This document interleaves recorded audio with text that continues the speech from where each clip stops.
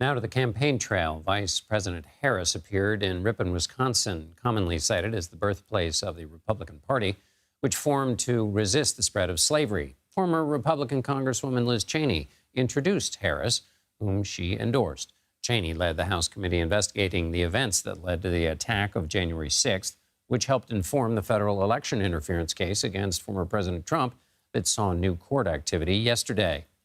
Earlier in the day, Trump held a rally in Saginaw, Michigan. It's a state he won in 2016, the first Republican to do so since 1988, but which he lost last time.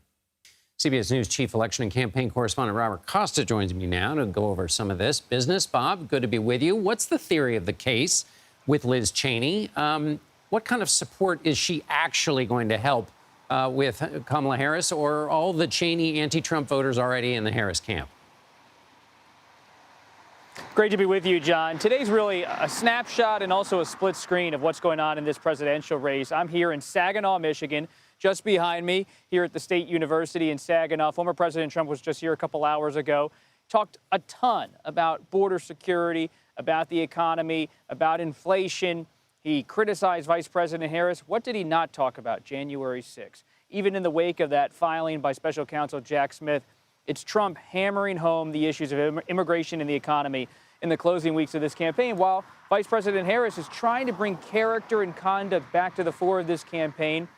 Governor Tim Walz did it in the vice presidential debate earlier this week. Now, by appearing with Liz Cheney, she's trying to make an overture, I'm told, to traditional Republicans from that Cheney wing of the party that on foreign policy, the Democrats are now more hawkish than most Republicans who are aligned with Trump.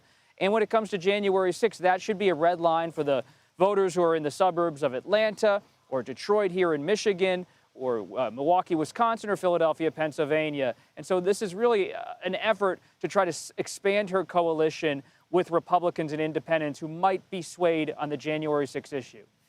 What you've described, Bob, in terms of the former President Trump, is being on message, which is not something he often is. Behind the scenes, how's he reacting to the new Jack Smith filing? Behind the scenes, he's unhappy. He believes that the Justice Department, this is nothing new to you and to everyone watching, is aligned against him, working with the Democrats to subvert his own campaign. There is no evidence of this, but this is a belief that is firmly held inside of Trump's inner circle and by Trump himself, based on my conversations with people close to him. He's looking at all of these investigations and really believes he has a political burden on him at this point. The International Association of Firefighters has not endorsed anyone in this election. That was announced today.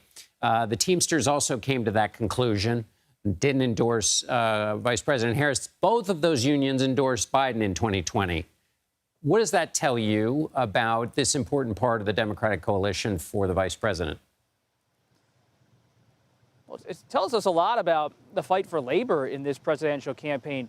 President Biden came into the race in 2020 with a half century of building relationships with the firefighters union, building relationships with labor across the board. He was the first president to walk a picket line, as we know, working with the UAW a few years ago. Sean Fain, the UAW, have backed President Biden and then have backed Vice President Harris.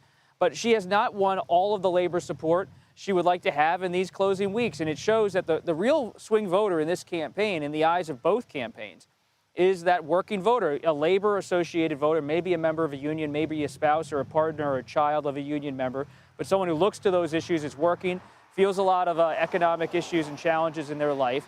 And they're not totally swayed by Vice President Harris. Some are not totally swayed by President Trump either. There's not a conviction across the board that his plan for tariffs is the way to go. But this is the battle of this race. Who is the labor voter going to vote for? And that's what I'm watching more than anything. Robert Costa in Saginaw, Michigan. Thank you so much, Bob.